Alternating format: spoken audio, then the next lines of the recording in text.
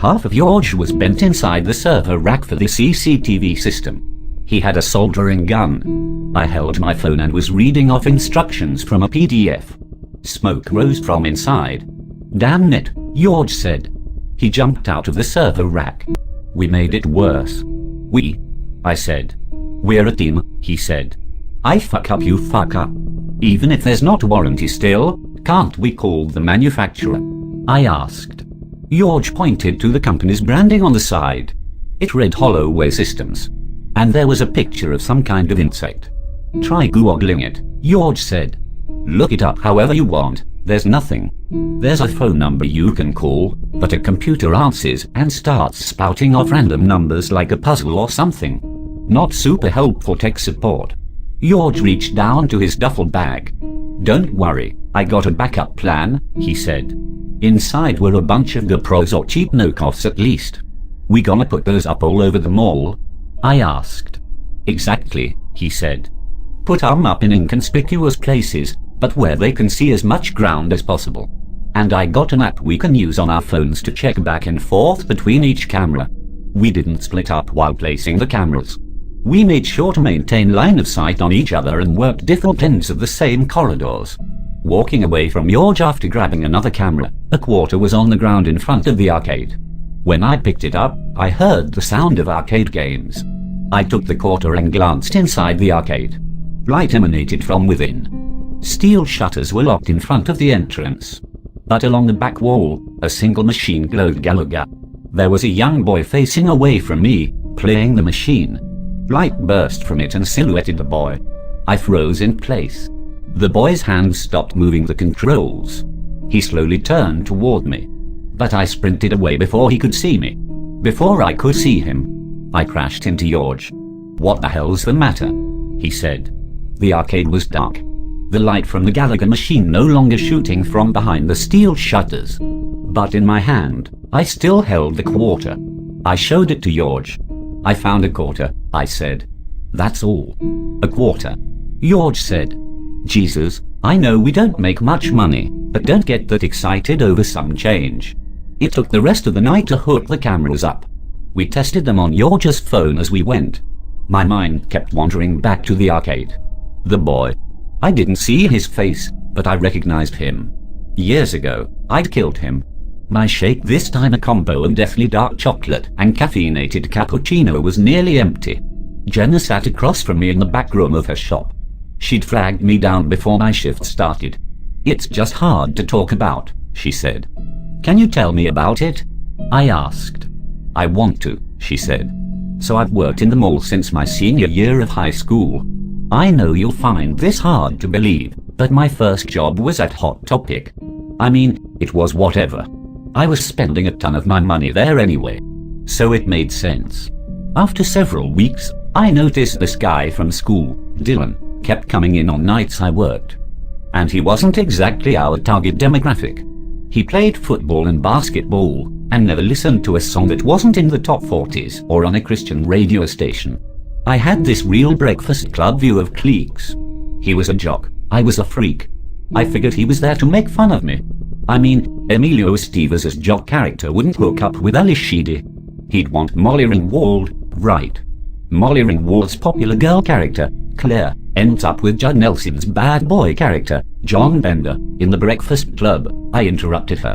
"Yeah, I've seen the movie," Jenna said. "Emilio Estevez' jock character does end up with Ali Sheedy's freak character," I said. "Fine, I meant the Breakfast Club at like the beginning of the movie. When none of the kids get along because they're all in different cliques. Before they smoke pot, dance, and learn they're all the same on the inside," she said. "But you get what I mean, right? Jocks don't go for freak girls, they go for pretty, popular girls. At least that's what I believed in high school. Can I get back to my story? So Dylan kept coming to Hot Topic on nights I worked. When he was there, he'd ask dumb questions about stuff we sold. Or if we could special order him carcass and polo shirts, since that was more his style. I thought he was making fun of me and the stuff I liked. Until one night he came in with a boom box and blasted My Chemical Romance, walked up to me with a black corsage and asked if I'd go to homecoming with him. First I thought he was teasing me. but he had the most sincere, sweet look on his face. I realized then, oh my god, this guy's into me. We dated. We were inseparable. Pretty much any night I didn't have work, or he didn't have practice or a game, we'd be out together or go over to his house. Dylan had a dog, Riley, this adorable miniature Australian shepherd that was obsessed with him. You could tell Dylan was her favorite. Anytime we were at his place, she'd follow us around, want to sit on his lap or be near him. And Dylan's mother, I thought she'd hate me. I mean, I'm a goth girl dating her clean-cut, athlete son. But she was wonderful. She always thought to ask how different tests went at school, how I was doing feeling. She didn't ask these questions in passing. I got the sense she cared about the answers. Cared about me. His whole family was that way. They were Catholic and went to Mass every week, and that wasn't my thing, but they'd invite me to go with them. And I loved that they wanted me to be a part of their lives in that way. A few months into our relationship, we talked about sex. I won't go into the details other than to say we had a hard time finding private places we could do it. So even back then, the mall was dying. A lot of shops were closed, not as bad as now, but the place could be a ghost town. I realized I knew a place we could be intimate with each other, the Hot Topic storage room. It wasn't attached to the store, it was down an employees-only hallway, and the room had a lock. No one went back to it, it was mostly where we kept seasonal stuff. Dylan met me after work one night, and we snuck into the storage room. Towards the back, there was a set of metal doors. They had engravings across them and a green patina. I'd never seen them before, but that didn't surprise me. There easily could have been boxes blocking them from view. Dylan asked, "What's behind the doors?" I told him I didn't know. "Maybe it's a furniture store storage room," he said. "There could be a bed." He was joking, but he opened the door. It was pitch black inside. I told him to forget about it. But without discussion, without thought, he walked in. The door slammed shut behind him. He pounded the other side. I twisted the knobs, but to no avail. I yelled at him to come back out. That it wasn't funny. After a minute, maybe less or more, he stopped pounding. "Dylan, are you all right?" I asked. I kept asking him, but he didn't respond. The doors disappeared. Jenna stopped speaking. She kept her eyes on the ground. "I'm so sorry," I said. He disappeared. She looked up and into mine. Her mascara was a mess. "This story's not over," she said. "Not even close." I turned around, and Dylan was in front of me. He was disoriented, pale. He couldn't tell me what happened to him. I drove him home, helped him back inside. I lied to his mother, told her he looked like he was coming down with the flu. I didn't see him for a week. He didn't show up for school. He didn't respond to my phone calls. His mother wouldn't let me see him. She said he wasn't feeling well still. She sounded different now, like she suspected I had something to do with whatever was wrong with her son. I went back to the storage room. The doors weren't there. I felt like maybe I imagined them. After a week of not seeing him, of not talking to him, I invited myself over to their family dinner. I'd been to dozens over the past several months. Dylan sat at the table with his family. He looked great, and he was chipper, all smiles. Back to how I remembered him, how I loved him. But his parents, they didn't hide their disdain for me, that they felt something was wrong. "Dylan, tell Jenna about what happened to Riley," his mother said. "I killed her," he said between bites of chicken. "I ran over her with the car." His voice expressed no remorse, no sadness for the dog that adored him. "I'm so sorry," I said. "Are you all right?" "I'm wonderful," he said. His mother glared at me. "You're not sad?" I asked. Dylan looked around the table, read our expressions. "Of course," he said. "I'm sad." But he made no effort to show it. I helped Dylan's mother clear the plates. In the kitchen, she cornered me. "What's wrong with my son?" she asked. "What did you do to him?" "I don't know," I said. "He killed his dog, Jenna. A dog he loved and that loved him more than anything. He's had Riley most of his life. And he killed her. I saw him do it. It wasn't an accident. He killed his dog on purpose." "What did you do to him that last night you spent with him?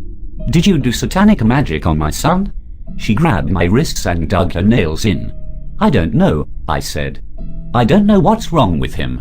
Dylan entered. "Is everything okay?" he asked. Jenna said she's leaving, his mother said. She released my wrists. They were bleeding. Oh, Dylan said.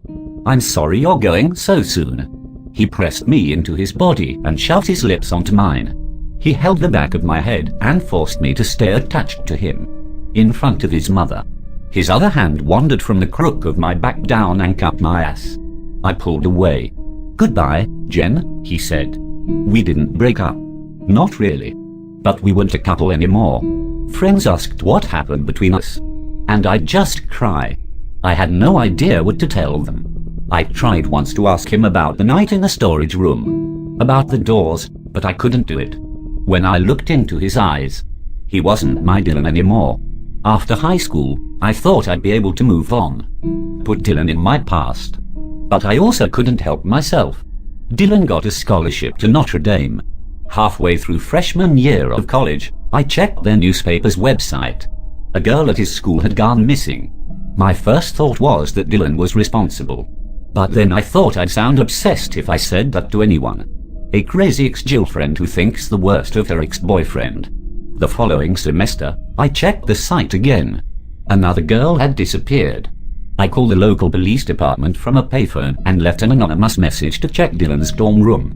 They found a knife with both girls' DNA on it. He's in prison now. Sometimes, late at night, my phone rings. It's his mother. She sobs and screams at me, "What did you do to my son?" One time, I tried to explain what happened in the storage room, but it didn't go well. She took it as confirmation that I'd done something satanic to him. I've heard she's screamed about me at Mass. That she's begged the priest to deal with me. To fix her son. A few people a month come up to me and ask me about Dylan. About my satanic temple in the mall. When we first met, when you asked me about anything weird in the mall, I thought that's what you were getting at. I lie to myself every day. Tell myself that what happened in the storage room had nothing to do with Dylan's personality change. That there's nothing wrong or evil here. That's why I bought this shop. To convince myself that I believe the lie more than the truth. But I know the truth, that I took a perfect and wonderful boy and corrupted his soul. Not on purpose. But it's still my fault. Jenna cried. I put my arms around her and held her. Told her it wasn't her fault. She had no idea what would happen. Anything I could think of to make her feel better. I'm not sure how long we stood like that, but after some time, my walkie-talkie went off. Brian, George said. Get down to the security office, now. I gotta go, I said. That's fine, she said. I need to close the shop anyway. But you should come by again tomorrow before your shift, she said and squeezed my hand. The quickest route to the security office involves going past the arcade. It was shuttered by the time I walked by. Inside, the boy played Galaga. Light shot from the arcade cabinet and almost blinded me. I kept walking, but I reached into my pocket and felt the quarter I'd found when I first saw him. I didn't know how it was possible, but I'm sure it's the same one I put in his coffin. More happened that night. But I'll have to update you later.